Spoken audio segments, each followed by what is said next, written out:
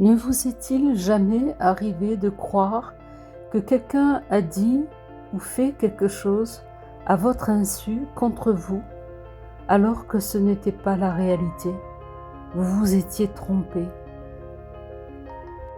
C'est le souci avec nos pensées et nos émotions. Ce que nous ressentons n'est pas forcément la réalité.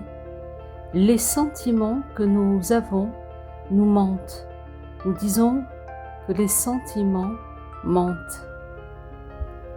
Ce qui peut nous troubler, ce ne sont pas les choses, mais les jugements que nous portons sur ces choses. Commencez à changer en vous ce que vous voudriez voir changer autour de vous. Soyez le changement que vous voudriez voir dans ce monde. Que la force me soit donnée de supporter ce qui ne peut être changé et le courage de changer ce qui peut l'être et aussi la sagesse de distinguer l'un de l'autre. Ce monde au système self-service rapide nous conduit à beaucoup de contrariétés et de frustration. N'est-ce pas? Par exemple, conduire lorsqu'il y a des bouchons ou être obligé de rester derrière une file d'attente dans un supermarché. Ce n'est pas facile. Toutes ces choses qui sont devant nous et que nous ne pouvons pas contrôler nous volent la paix.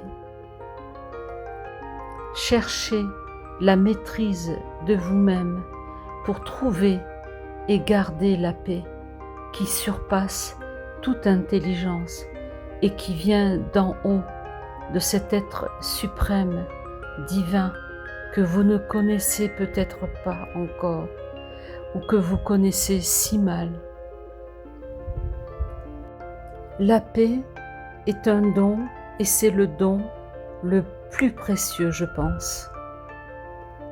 L'être divin dit « Je vous donne ma paix, je vous laisse ma paix, je ne vous la donne pas comme le monde la donne. » Combien je le sais. J'ai passé une bonne partie de ma vie à chercher cette paix, mais je n'y arrivais pas. J'étais submergée par mes problèmes et mes difficultés. Je me sentais si incomprise et bien malheureuse. J'espérais beaucoup des autres, j'espérais qu'ils me comprennent, jusqu'au jour où j'ai compris que je devais d'abord travailler sur moi et non pas attendre des autres qu'ils me comprennent. Au fil des années, l'être divin m'a appris à me recentrer sur moi et non sur les autres, et à compter sur sa force et non sur la mienne. À changer cette attitude d'amertume en une attitude de bienveillance envers les autres. J'ai constaté que plus je m'efforçais à faire par moi-même et plus les portes restaient fermées. J'ai donc appris à lâcher ce poids qui était sur mon cœur. Je me suis mise à lui confier tout ce qui me perturbait, tout ce qui était difficile et que je ne comprenais pas. Je lui ai fait confiance et à aucun moment je ne le regrette, car grâce à lui, j'ai pu changer de vie, changer de mentalité, aller de l'avant, être aimante envers les autres comme envers moi-même. J'ai appris à canaliser mes émotions, à vivre en paix avec sa paix. Si il l'a fait pour moi, il peut le faire pour vous.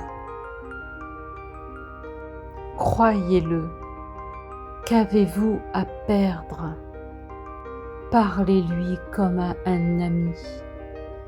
Il vous aime d'un amour éternel. Partagez, si vous le voulez bien, en commentaire, vos propres expériences, vos doutes, vos peurs, vos questions.